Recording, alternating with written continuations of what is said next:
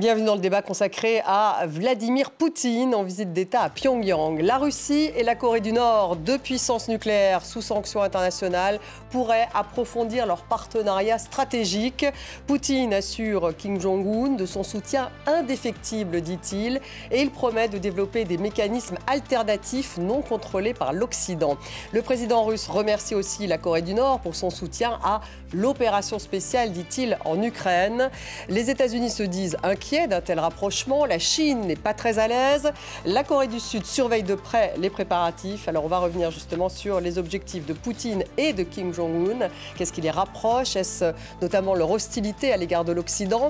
Leur relation va-t-elle s'approfondir? Quelles sont les réactions des États-Unis et de la Chine? Quel impact sur la guerre en Ukraine et quel impact dans la péninsule en pleine tension entre Corée du Nord et Corée du Sud? On va poser toutes ces questions à mes invités. J'ai le plaisir d'avoir à mes côtés Arnaud Levaux. Bonsoir. Vous êtes politologue, spécialiste des Corées, professeur associé à Dauphine et vous êtes également membre du comité d'orientation d'Asia Centre. Bienvenue à vous. En face de vous, Sylvie Berman. Bonsoir, Madame l'ambassadeur, diplomate, présidente du conseil d'administration de l'Institut des hautes études de défense nationale. Et vous étiez ambassadeur de France en Russie, mais aussi en Chine. Bienvenue à vous. Pascal Daillé-Burgeon est avec nous. Bonsoir. Vous êtes historien spécialiste des Corées, également ancien diplomate à Séoul. Bienvenue. Et puis nous avons également Pierre-Antoine Donnet ce soir. Bonsoir. Bonsoir. Ancien rédacteur en chef de l'AFP, ancien correspondant à Pékin, mais aussi à New York. Votre dernier livre, Chine, l'Empire des illusions, aux éditions Saint-Simon. Bienvenue. Vladimir Poutine devra avoir un entretien en tête-à-tête avec Kim Jong-un. Le président russe est reçu en grande pompe dans le pays. Ils se connaissent, mais ce n'est que la deuxième fois que Vladimir Poutine se rend en Corée du Nord. On va redonner un peu de contexte en images avec Anna Pereira. Dans les rues de Pyongyang, le tapis rouge est déroulé pour l'arrivée du président russe Vladimir Poutine. Annoncée à la télévision d'État, cette visite exceptionnelle est une première depuis les années 2000. À l'époque, c'était Kim Jong-il qui l'avait accueilli. Les deux leaders n'en sont pas à leur première rencontre. En septembre dernier, Kim Jong-un s'était rendu en Russie. Ce nouveau voyage en sens inverse marque le rapprochement accéléré des deux pays sur fond de guerre en Ukraine. Un resserrement des liens qui inquiète, en particulier le voisin sud-coréen. Ce mardi matin, des dizaines de soldats nord-coréens ont franchi la ligne de démarcation militaire, avant de battre en retraite sous les tirs de sommation du Sud. C'est le deuxième incident du genre en moins de 2 semaines, mais il serait d'ordre accidentel selon l'état-major sud-coréen. Pyongyang s'affiche de plus en plus comme un allié de poids de la Russie dans sa guerre en Ukraine. Kiev enquête actuellement sur l'utilisation d'armes nord-coréennes par Moscou et le gouvernement sud-coréen affirmait, lui, en mars dernier, que son voisin du Nord avait livré 7000 conteneurs d'armement à la Russie, en grande partie des munitions. En échange, la Russie serait en train de fournir son expertise technologique et notamment spatiale pour un programme de satellites militaires et le développement de leurs missiles balistiques à longue portée. Lors de cette visite, Moscou espère signer un accord de partenariat stratégique. L'Occident perçoit cette alliance comme une menace. Arnaud Levaux, Kim Jong-un accueille Poutine en meilleur ami, entre guillemets. Est-il son meilleur ami ? C'est une bonne question, mais il a peu d'amis. Donc le fait d'avoir Poutine comme ami, c'est déjà quelque chose pour lui. Il est vrai que les relations diplomatiques de la Corée du Nord sont assez variées. Hein. Il y a, même s'il y a eu un repli au cours de ces derniers mois, notamment avec la fermeture de plusieurs ambassades et consulats nord-coréens en Asie du Sud-Est et en Afrique. Mais le lien avec la Russie est ancien et fort et continuera d'être fort. Madame l'ambassadeur, est-ce que ce rapprochement entre Poutine et Kim Jong-un est une conséquence de la guerre en Ukraine ? Oui, tout à fait, puisque Vladimir Poutine a coupé totalement les relations avec l'Occident. Donc il se tourne vers un certain nombre d'amis ou de meilleurs amis. Et en plus, il a surtout besoin des missiles et des obus nord-coréens pour sa guerre en Ukraine. Donc évidemment, c'est un intérêt partagé. Tout à l'heure, ça a été dit, en échange, il y a cette aide au programme balistique et spatial, en particulier pour les satellites. Et de l'autre côté, effectivement, Vladimir Poutine a absolument besoin de cette aide. Alors, il y a les missiles, il y a les obus et il y a les chars aussi, puisque les Russes ont perdu les 2/3 de leurs chars. Alors, ce sont des chars anciens, soviétiques, mais ça fonctionne bien quand même. Qu'est-ce qui les rapproche, Pierre-Antoine Donnet ? Deux puissances nucléaires, toutes deux d'ailleurs agitent ce spectre de guerre nucléaire, ça aussi, c'est un de leurs points communs. Bon, ce qui les rapproche, de même que la Chine aussi, c'est une profonde détestation de l'Occident. Et ça crée des liens, surtout dans une période aussi troublée que la nôtre en ce moment. Donc, effectivement, il y a en plus des échanges de bons procédés, ça a été dit tout à l'heure. Mais ce que je constate, c'est que, effectivement, la Russie est une puissance nucléaire et la Corée du Nord aussi. Et tous les deux, que ce soit Kim Jong-un ou Vladimir Poutine, font régulièrement usage de ce chantage à une guerre nucléaire.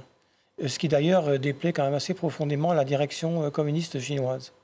On va revenir d'ailleurs sur la relation avec la Chine. Pascal Dailly-Burgon, est-ce que c'est tactique ou idéologique, ce rapprochement entre Kim Jong-un et Poutine ? C'est tactique, hein, et ça s'inscrit, à vrai dire, dans une stratégie qui a 70 ans. C'est-à-dire que depuis qu'elle existe, la Corée du Nord joue ou Pékin ou Moscou, ou les deux ensemble, les deux l'un contre l'autre. Donc bien sûr, pour le moment, il y a un moment de tension et de crise, mais ça s'inscrit dans des relations beaucoup plus larges et totalement traditionnelles. Cette fois-ci, c'est la carte Moscou. Et puis bientôt, on reviendra à la carte Pékin. La Corée du Nord, si elle ne fait pas cela, ne sera plus qu'une colonie de troisième ordre de la Chine. Et justement, cette Corée du Nord, Arnaud Levaux, quelle est sa puissance nucléaire ? On parle de tête nucléaire tactique, de courte portée, qui pourrait, par exemple, toucher la Corée du Sud, un peu comme Vladimir Poutine avec ses têtes nucléaires de courte portée, tout pourrait toucher les voisins. Et effectivement, c'est ce que l'on prête à la Corée du Sud, mais à la Corée du Nord. Mais est-ce que cette dernière a forcément intérêt de frapper la Corée du Sud ? Ce n'est pas certain. Si un conflit s'engage, elle aura plutôt intérêt à frapper au-delà, notamment le Japon ou les États-Unis, pour créer un véritable choc de sidération et surtout pour maintenir sa crédibilité dans sa volonté de réunification avec la Corée du Sud. Après avoir lancé une bombe nucléaire sur Séoul, naturellement, ses soutiens au Sud se réduiront en peau de chagrin. Mais on pourrait parler de puissance quand on parle de la Corée du Nord ?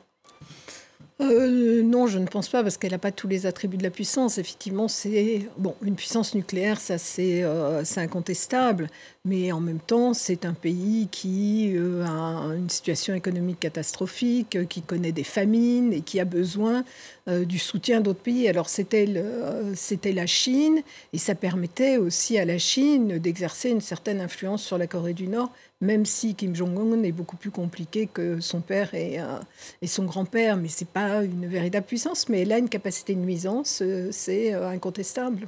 On va écouter justement ce qu'en dit l'ambassadeur sud-coréen à l'ONU. Au cours des dernières années, nous avons constaté que la situation épouvantable des droits humains et humanitaires est étroitement liée aux avancées de ces programmes d'armement, comme deux faces d'une même médaille. La Corée du Nord détourne ses rares ressources pour ses programmes nucléaires et de missiles, en violation des résolutions du Conseil de sécurité des Nations Unies, au détriment du bien-être de la population de la Corée du Nord, tout en bénéficiant de l'impunité politique pour ses violations des droits de l'homme et ses abus dans le pays. Pascal Dailly-Burgon, votre réaction ? Donc elle utilise effectivement l'ensemble de ses ressources pour son programme militaire. C'est ce que disait justement Sylvie Bermann. Il y a vraiment, on peut parler encore de famine ou en tout cas de malnutrition en Corée du Nord ? Bien sûr, mais à vrai dire, la Corée du Nord n'est pas un État tel que nous l'entendons. Hein. C'est une armée qui possède une structure étatique. C'est en fait une armée. Et donc une élite, à peu près 10% de la population, 2 millions de gens qui vivent sur l'exploitation du reste de la population. Et ça reste une vrai. Dictature militaire absolue. Pierre-Antoine Denay. Tout à fait, je partage ce que vous venez de dire. Je rajouterais même qu'en fait, c'est la pire tyrannie qui puisse exister sur cette terre. Vous savez, George Orwell... Il y a pire dans les dictateurs, je veux dire, il y a des seuils, il y a des classements. Il y a des seuils, il y a des gradations. Et là, je crois qu'on arrive au stade ultime. Parce qu'en fait, pour moi, bien sûr, c'est une puissance militaire, et ça n'est peut-être que ça, mais je rajoutais aussi que c'est un immense camp de travail. Donc, si vous voulez, les famines, elles sont récurrentes. Il y en a eu je ne sais pas combien.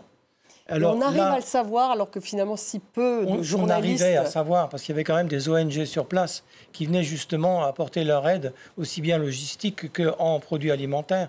Donc ces ONG faisaient des rapports et donnaient une image effectivement d'un pays affamé. Mais aujourd'hui c'est beaucoup plus compliqué parce que ce royaume ermite qui donc était isolé du monde, il l'est toujours.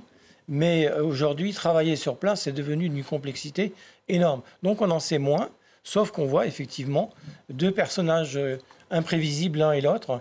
Et pour d'ailleurs Vladimir Poutine, j'y vois aussi en fait une possibilité de faire un petit sourire en coin à la Chine, dont elle est devenue quand même le vassal, en disant, attendez, vous êtes là, vous la Chine, on a besoin de vous, certes, mais vous n'êtes pas tout seul. Pascal Daillé-Burgeon ou même Arnaud Levaux, quelle est la doctrine de la Corée du Nord? On parlait de cette doctrine juche. Juche, donc indépendance et autosuffisance. Est-ce que c'est toujours le cas? Est-ce que c'est le pays le plus isolé du monde? C'est toujours le cas et d'ailleurs les Nord-Coréens sont très fiers de cette doctrine et il y a un certain nombre de technologies qui sont aujourd'hui développées dans le pays et les Nord-Coréens insistent en permanence pour nous dire que ce sont des technologies qui sont réalisées sur place avec des matériaux locaux. Donc c'est quelque chose qui est toujours promu par les autorités nord-coréennes.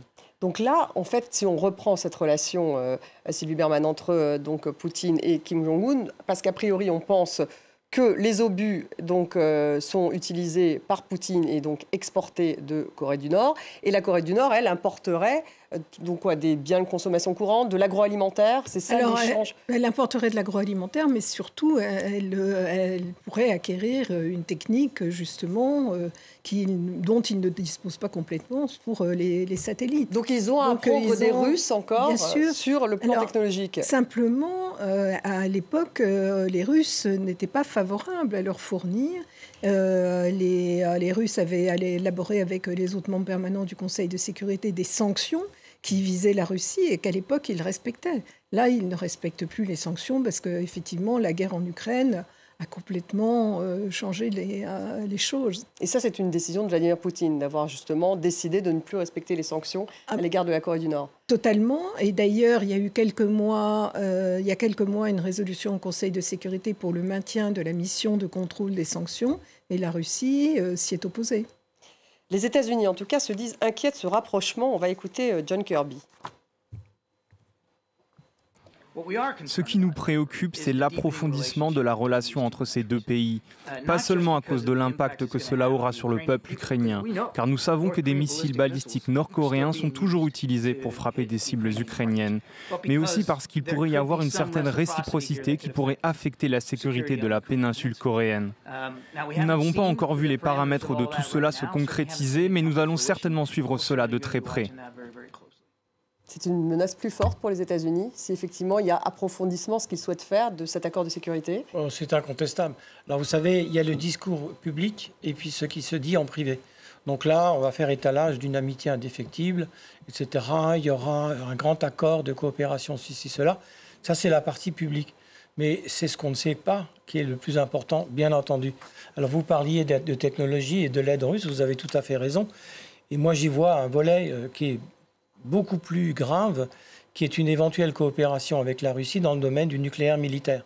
Ça ne sera jamais dit, mais aider la Corée du Nord à perfectionner ses missiles et à miniaturiser ses bombes nucléaires, ce serait là une catastrophe intégrale, parce qu'encore une fois, il y a ce côté d'imprévisibilité de Kim Jong-un qui tranche avec son grand-père. Les Russes pourraient aller jusque-là, à votre avis, Pascal Daillé? Oui, c'est probable. Et d'ailleurs, c'est grâce à eux, somme toute, que la Corée du Nord a une bombe atomique. Au départ, il y a eu transfert de technologie. Mais je ne suis pas tout à fait d'accord. Enfin, il faut quand même insister sur le fait que la Corée du Nord est un nain, quand même. C'est-à-dire qu'on entend parler d'eux, ils menacent la Terre entière, mais enfin, ils n'ont aucune puissance réelle. Leur armée, certes, c'est peut-être 10% de la population, mais elle est bien inférieure à celle de la Corée du Sud. Ils vendent des armes, mais beaucoup moins que la Corée du Sud.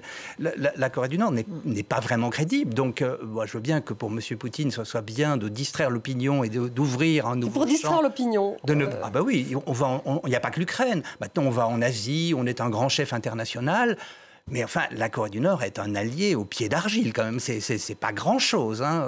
Ça ne peut pas les aider à vraiment grand-chose. Donc, je crois que la menace... Alors, les Américains ont évidemment totalement tendance et tout intérêt à dire que c'est très, très, très dangereux et qu'il y a une très grande menace. Sinon, que ferait-il en Corée du Sud? Donc, ils jouent cette carte depuis toujours. Le meilleur allié de Kim Jong-un, c'est les États-Unis, en somme.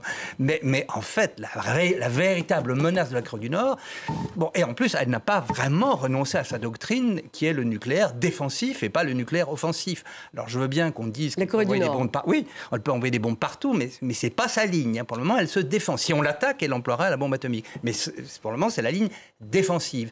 Donc je pense que la Corée du Nord est très très forte pour dire qu'elle est très très puissante, très dangereuse. Et d'ailleurs, elle rencontre les chefs d'État mondiaux. Kim Jong-un a rencontré Poutine, il a rencontré Trump. C'est extraordinaire.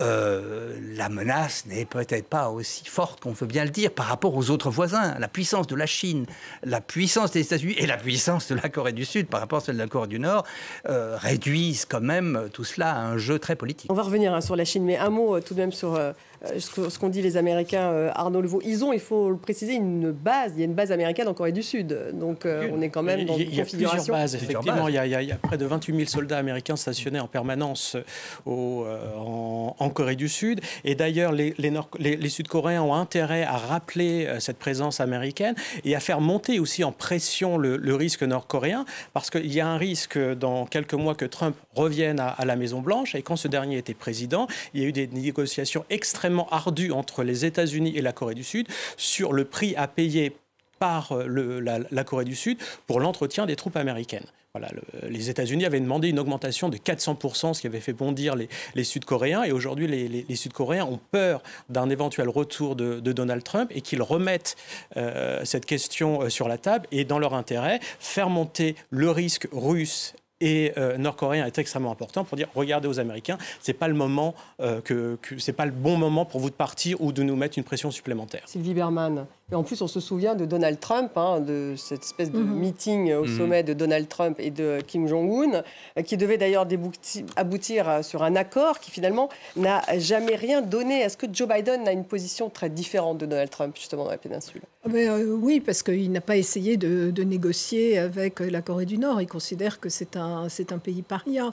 Alors cela dit, quand on parle de la puissance de la Corée du Nord, donc c'est une puissance de nuisance, bien sûr, mais pour elle, c'est surtout une assurance vie de détenir ses armes nucléaires et de montrer qu'elle les détient et qu'elle peut les utiliser. Donc c'est surtout ça. Et maintenant, il est exclu, évidemment, qu'il y ait une dénucléarisation, puisque aucun dirigeant, aucun dictateur aujourd'hui ne renoncera à ses armes parce qu'il voit bien l'intérêt que ça présente. Je pense, Donald Trump, il n'est pas impossible, s'il est élu d'ailleurs, qu'il retente un contact avec Kim Jong-un. Pourquoi ça avait échoué finalement ? Parce qu'on se souvient de l'image, il y avait juste une image. On ne règle pas Rien n'était préparé, un conflit avec la Corée du Nord en 24 heures. C'est absolument pas possible. Déjà, les Chinois ont suffisamment de mal avec eux. Pour que les États-Unis... Mais l'Ukraine, il peut. Oui.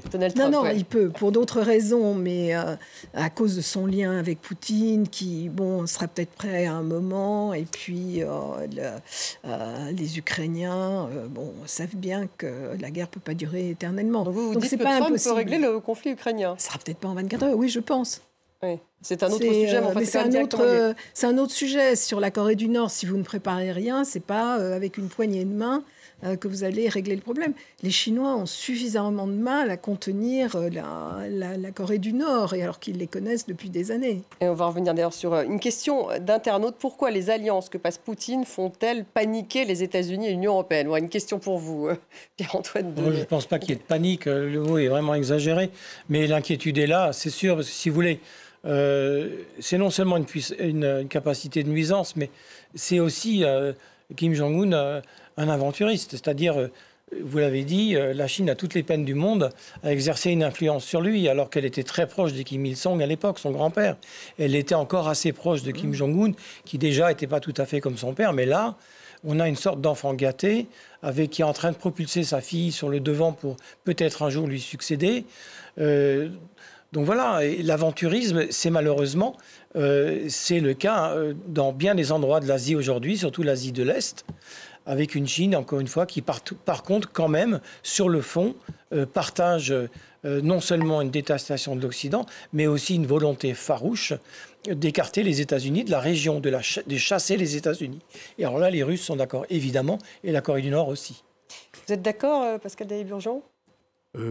Oui, enfin... globalement, mais... Est-ce que c'est pour chasser les États-Unis, finalement ? Parce qu'il y a un axe anti-Occident, que ce soit Russie, Corée du Nord et Chine. Est-ce que, finalement, on avait quand même l'impression que la Chine était pas très à l'aise avec un renforcement d'un rapprochement entre la Corée du Nord et la Russie. Mais la Corée du Nord est très réaliste. Chasser les États-Unis n'est pas réaliste. En fait, le rêve de Kim Jong-un serait de ne pas jouer 2 capitales, mais d'en jouer au moins 3, voire 4. C'est-à-dire d'avoir en plus Washington dans ses mains et si possible Séoul. D'où la rencontre avec Kim Jong-un. Donc il n'y renonce pas véritablement. On sait très bien, là, il y a un vieux dicton coréen qui dit que la Corée, c'est une crevette entourée de 4 baleines. Elles ont toujours été là, ces 4 baleines, et elles ne disparaîtront pas. Donc il faut faire avec. Alors, idéologie, tactique, tout ce qu'on veut, il faudra faire avec quoi qu'il arrive. Donc, et d'une certaine manière, le régime du Nord a intérêt à ce que les États-Unis sont là. Je rappelle que maintenant, il n'y a plus de réunification. C'est terminé. Il a renoncé à la réunification. Mais ça, c'est peut-être pas pour toujours. C'est quand même on a détruit l'arche de la réunification, on dit que c'est 2 pays différents, etc. La Corée du Nord et la Corée du Sud. Voilà, ça c'est ce qu'a déclaré le Nord maintenant. Donc, somme toute, il faudra jouer en permanence. Et pour le moment, c'est la Russie, mais je ne pense pas qu'ils renonceront, que les États-Unis partiront et qu'ils escomptent qu'ils partent. Et puis il y a le Japon aussi, qui ne partira jamais non plus.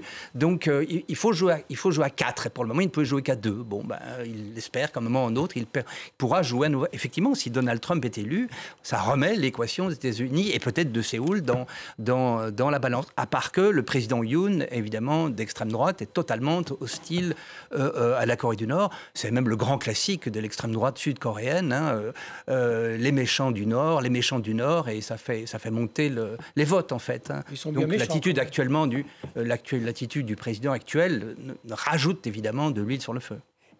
Pourquoi ça gêne la Chine, ce rapprochement finalement entre la Russie et la Corée du Nord ?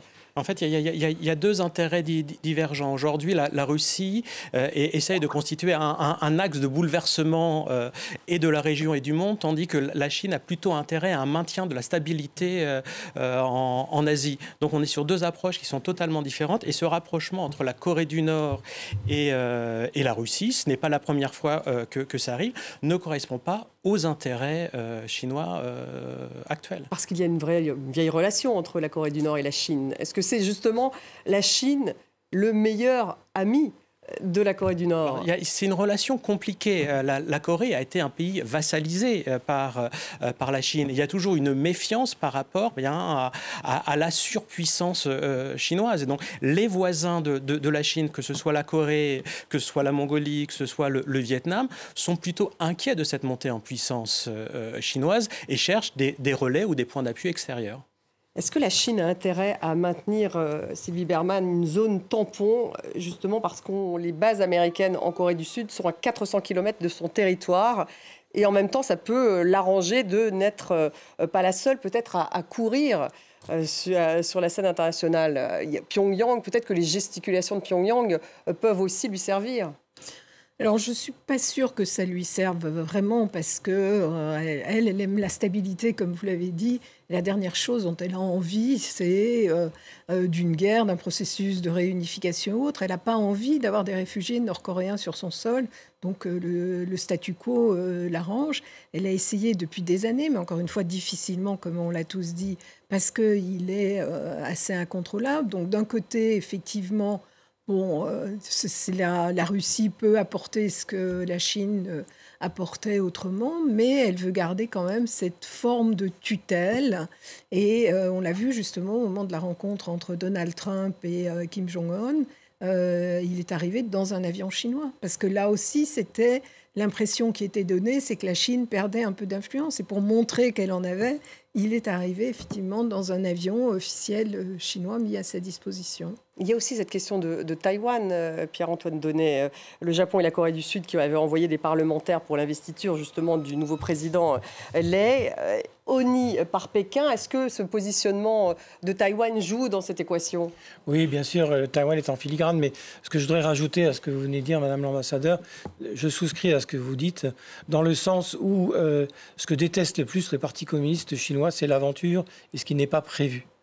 Ils sont dans la durée.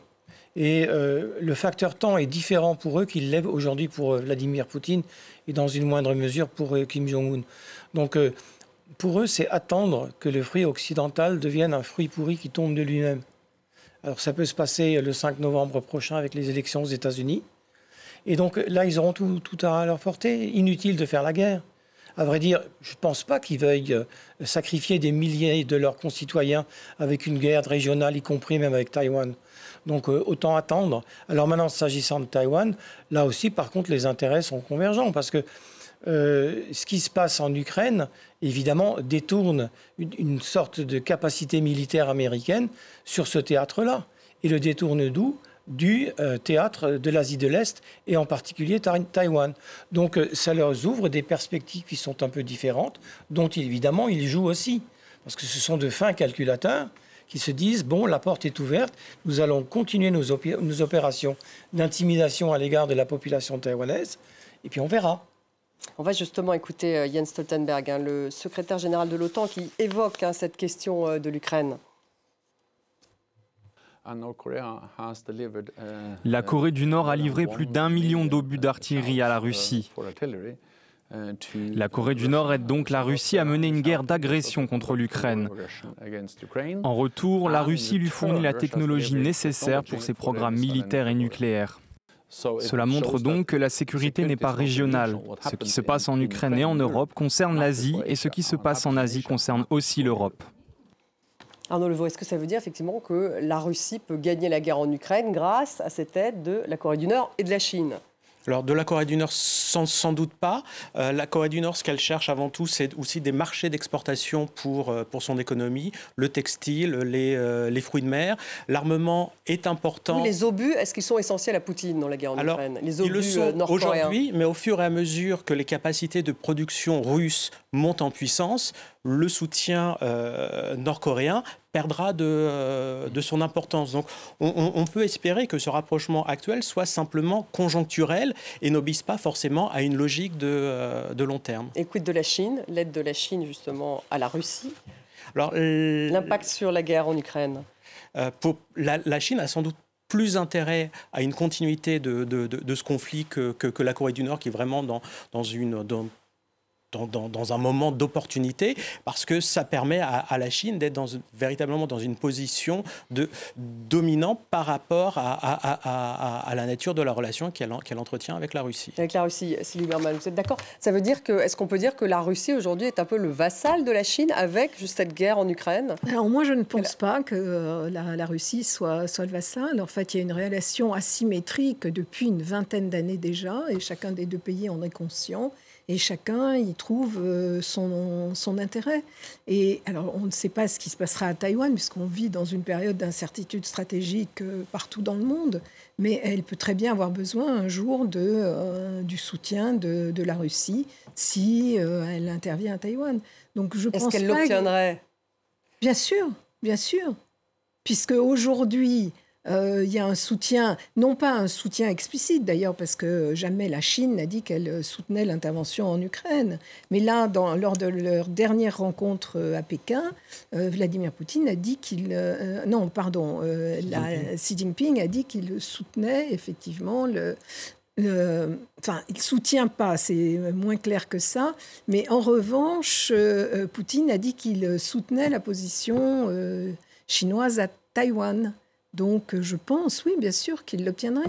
Ils ont la même logique, ils sont dans le même état d'esprit vis-à-vis du reste du monde. C'est-à-dire, c'est plus idéologique que tactique, ce que Mais vous c'est pas idéologique, c'est qu'ils estiment que les Occidentaux sont menaçants pour les intérêts de la Russie ou pour la Chine, parce qu'ils veulent intervenir dans leurs affaires intérieures. C'est en tout cas la perception que l'un et l'autre ont avec ce qu'ils appellent l'encerclement des bases d'un côté, des bases américaines de l'autre côté de l'OTAN. Donc, ils ont un intérêt réciproque. Et je ne pense pas que, effectivement, la Chine est plus forte que la Russie aujourd'hui, mais elle l'est depuis des années. Je ne pense pas que ce soit une relation de vassalisation. Et je ne pense pas que l'intérêt de la Chine est d'avoir une guerre qui dure trop longtemps, parce qu'être associé à la Russie, qui est un pays paria en Occident, ne l'aide pas. Et en plus, les Américains ont commencé à sanctionner ou à menacer de sanctionner des banques chinoises pour l'aide apportée à la Russie. Donc moi, je pense que son intérêt, c'est plutôt que cette guerre s'arrête. Pierre-Antoine Denet. Alors, sur ce dernier point, je suis un peu en désaccord avec vous dans la mesure où, vous voyez, si on fait un petit retour en arrière, début février 2022, Poutine se rend à Pékin pour assister à l'ouverture des Jeux Olympiques d'hiver en Chine. Et moins de 3 semaines plus tard, Poutine déclare son opération spéciale contre l'Ukraine. Et lors de leur rencontre, qui a quand même duré des heures, entre Xi Jinping et son meilleur ami, parce que ça, par contre, il l'a dit je ne sais combien de fois, ils se sont rencontrés une quarantaine de fois, quand même, les deux. Il a dit « c'est mon meilleur ami », et désormais, la coopération entre la Russie et la Chine est sans limite. C'était une première, quand même. Alors maintenant, ils sont plus discrets, effectivement, sur cette formulation, parce qu'en effet, la Chine est aujourd'hui sur une ligne de crête.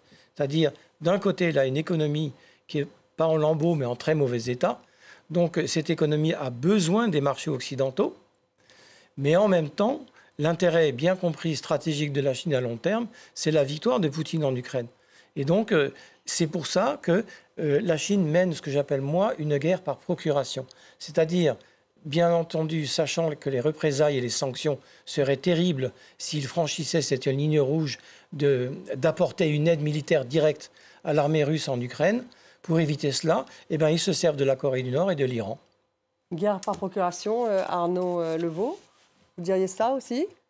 Oui, et également, il est pas forcément dans l'intérêt de la Russie de transférer des technologies critiques en matière de missiles balistiques ou de nucléaire, parce qu'elle veut garder le privilège qu'elle a aujourd'hui d'être une puissance du club nucléaire, mais par contre, elle a intérêt à faire monter cette pression-là par rapport à la Corée du Sud, qui, si elle soutient faiblement l'Ukraine aujourd'hui, contribue énormément à l'équilibre des forces en Europe, parce que c'est devenu un des principaux fournisseurs d'équipements militaires de la Pologne.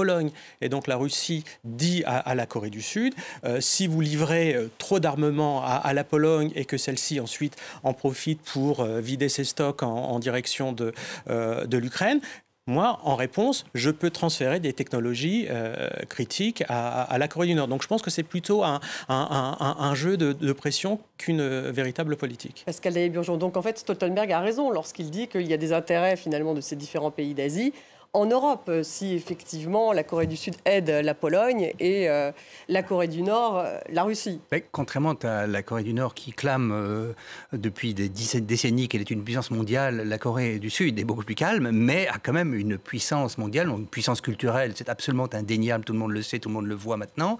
Mais derrière cela aussi d'autres intérêts, des intérêts politiques, et notamment, comme vous le dites très bien, hein, c'est des intérêts militaires, c'est une grande puissance militaire. La Corée du Sud, ils vendent des armes énormément. C'est le 4e ou le 5e vendeur d'armes au monde, donc c'est quand même très important. Donc ils détiennent des technologies importantes oui, bien sûr.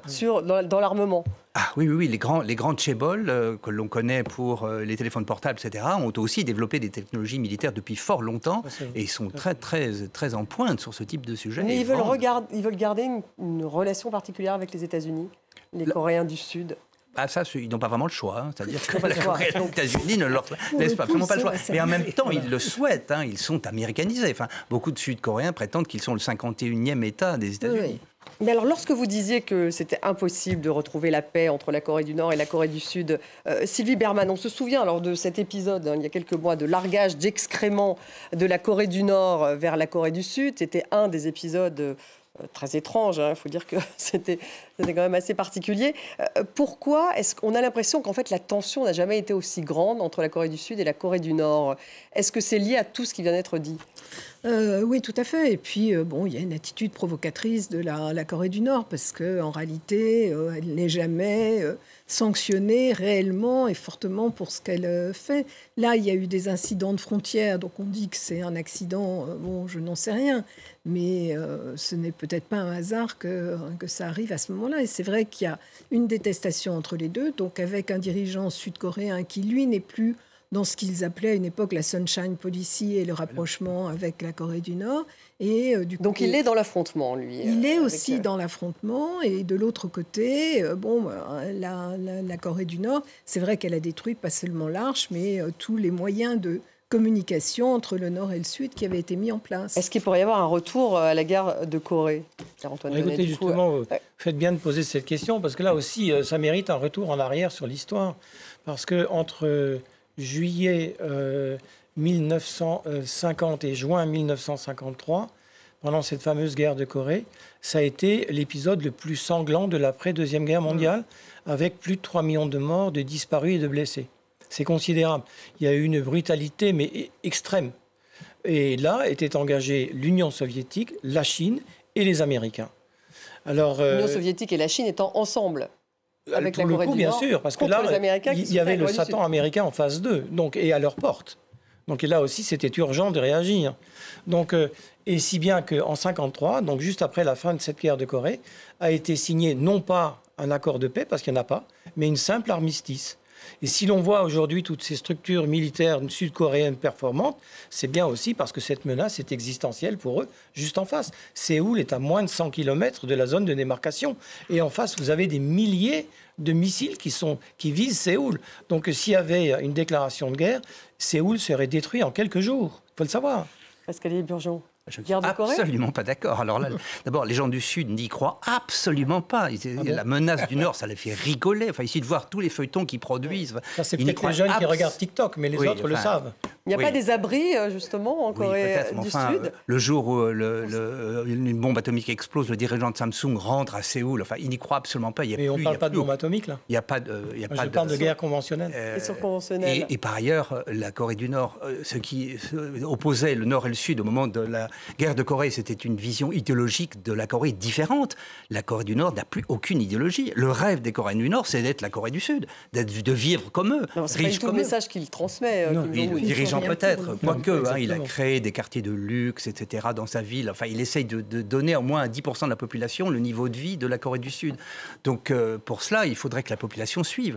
La population n'est pas du tout nord-coréenne, ne fera jamais... dès qu'ils arrivent en Corée du Sud, ils se jetteront dans les magasins, etc. Enfin, c'est l'idée d'une guerre... Vous n'y croyez pas du tout? Je n'y crois absolument pas. Et ce n'est pas du tout leur intérêt. Enfin, c'est pas l'idée. Je pense que la menace est là, quand même. Je pense que les puissances étrangères ont tout intérêt à dire que effectivement c'est très dangereux et qu'on va revivre la Corée du Nord, la guerre de Corée. Mais je n'y crois absolument pas. Enfin, avec ce jeu d'alliance, cela dit Arnaud Levaux, vous de quel côté? Effectivement, une guerre entre les deux Corées pourrait à nouveau... Alors déjà, un des grands avantages de la politique d'ouverture qui a été menée dans les années 90 et puis encore récemment par l'ancienne administration sud-coréenne... Mais vous dites l'ancienne administration. L'administration Moon du président précédent, c'est que des dialogues, des échanges ont été renoués avec la Corée du Nord et ça a permis aux Sud-Coréens de voir la réalité de la Corée du Nord. Et depuis, ils ont un peu moins peur. Effectivement, parce que la réalité de la menace n'est peut-être pas aussi forte que ce qu'ils ne pouvaient imaginer. Cela étant, il y a un niveau de pression régulier. Les envois dont vous parliez de ballons, d'excréments même et d'immondices, même si ce n'est pas forcément très délicat, c'est aussi une réponse nord-coréenne à ce que font les Sud-Coréens qui envoient régulièrement des ballons dans l'autre sens. D'excréments aussi? Non, avec des clés USB, de l'argent, des bibles aussi, etc. Donc c'est un peu une réponse du berger à la bergère. Et pourquoi envoie-t-il des ballons avec des bibles? Ils sont très... Alors, les évangéliques sont très dominants en Corée du Sud. Ça a été un peu l'influence américaine et c'est une propagande religieuse et extrémiste. En fait. Donc c'est des bibles versus des excréments, en fait. Oui, enfin, c'est comme le pays où il y a 65% d'athées. Donc la puissance des évangélistes, c'est une fois de plus les évangélistes qui disent nous sommes très puissants. Mais en fait, non. C'est un pays totalement athée, religieux, et que la religion ne motive absolument pas, à part quelques sectes, en fait. Oui, vous ne croyez pas non plus à un conflit entre les deux? Non, moi je crois. Vous êtes pas un conflit de toute la même façon. ligne que Pascal la Corée du Nord, on n'a pas les moyens. Elle n'a pas les moyens militairement. Et en plus, si elle le faisait, les Américains seraient là. Donc elle n'a aucune chance. Oui, les Chinois feront tout pour l'éviter aussi. Donc ça veut dire quoi? Qu'on est dans une espèce d'équilibre des forces, de dissuasion suffisante pour que ça n'arrive pas? Oui, mais encore une fois, le problème, c'est le côté imprévisible de Kim Jong-un. C'est ça le plus grand danger. Je rajouterais juste une chose, c'est que, pour prolonger ce que vous venez de dire, c'est qu'en fait, Kim Jong-un, aussi fantasque soit-il, c'est très bien l'avertissement qu'a formulé Joe Biden il y a moins de 3 mois, qui avait dit simplement l'usage d'une arme nucléaire nord-coréenne signifierait l'éradication totale du régime nord-coréen en l'espace de 2 jours. Donc il le sait. C'est pour ça qu'il se tient à carreau. Donc c'est un équilibre de la Terre. Il ne se tient pas à carreau, hein. Il fait beaucoup de déclarations, beaucoup de tirs à droite à gauche. Sans franchir la ligne rouge. Voilà, c'est ça. Un dernier mot, Poutine va ensuite au Vietnam. Alors ça, c'est intéressant. Pourquoi va-t-il au Vietnam, Sylvie Berman? L'Union soviétique a beaucoup aidé le Vietnam pendant la guerre contre les Américains, et il y a un lien d'amitié entre les deux. Donc Poutine a besoin aujourd'hui de soutien à sa politique, et en particulier dans les instances internationales. Mais le Vietnam pourrait s'afficher aux côtés de la Russie en pleine guerre en Ukraine. Alors qu'il y a quand même des liens commerciaux pour le coup du Vietnam avec l'Occident. Avec les États-Unis. Plus de 80% des équipements militaires vietnamiens viennent de Russie. Et depuis 2002, voilà, il y a eu peu d'échanges à ce niveau-là. Et les Vietnamiens ont besoin d'être réassurés sur la possibilité des Russes d'exporter leur matériel ou d'assurer la maintenance des matériels existants. Et ils peuvent être réassurés en pleine guerre en Ukraine ? Et ils ont besoin aussi d'une autre assurance. C'est comme pour la Corée, il y a toujours, les deux Corées, il y a toujours une inquiétude par rapport à la Chine. Et l'alignement actuel entre la Russie et la Chine suscite des craintes dans la région en disant cet alignement de deux grandes puissances, voilà, on va peut-être finir par en payer le prix, ou ça va se faire sur notre dos. Donc il y a aussi une volonté de Vladimir Poutine sans doute, de rassurer ses partenaires vietnamiens et du reste de la région en disant il y a un rapprochement avec la Russie, mais il y a pas forcément avec la Chine, mais il n'y a pas forcément un alignement. Merci beaucoup. Cette visite va donc durer 2 jours. On va la suivre sur France 24. Voilà ce que vous pouvez en dire. En tout cas, ce soir, Arnaud Levaux. Merci beaucoup, Sylvie Berman. Merci, Pierre-Antoine Donnet, Pascal Daillet-Burgeon. Merci beaucoup d'avoir été avec nous. Merci à vous tous de nous avoir suivis. Vous retrouvez l'émission sur les réseaux sociaux et en podcast. À demain.